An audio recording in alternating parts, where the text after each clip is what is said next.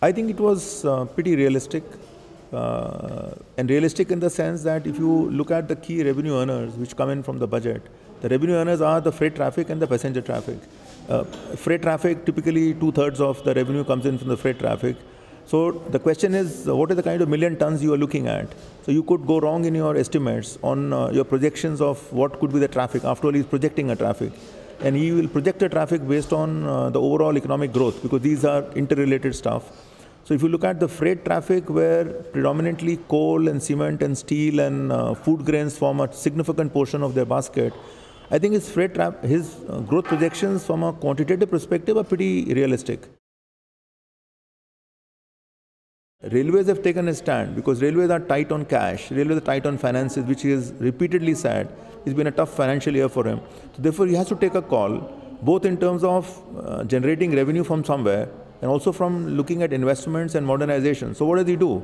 So he has to do something, and I think by rationalizing the passenger tariffs more particularly, because freight tariffs have been rationalized repeatedly every year, but passenger tariff has not been. So he set a trend that he's willing to, as he said, bite the bullet and not go on a status quo on that. So I think that's a tough one and a good one, and we must appreciate that he's taken that challenge.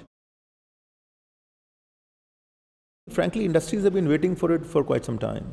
Industry has also been involved in evolving this model very closely with the railways, because these models have to be evolved. Each business is different. So I think be it locomotives or be it stations and others, industry has been involved in railways, with railways and other ministries, because these models have to evolve across ministries. It's a paradigm shift for railways. Railways have so far been only procuring items. They have not done in a manner which you could call a PPP in a real sense of the word.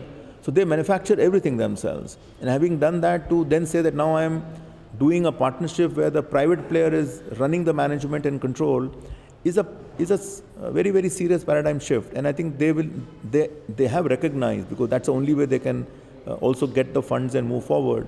But they need to actually get started and get implemented and maybe change the internal understanding to that extent and make the models which are more palatable to both sides.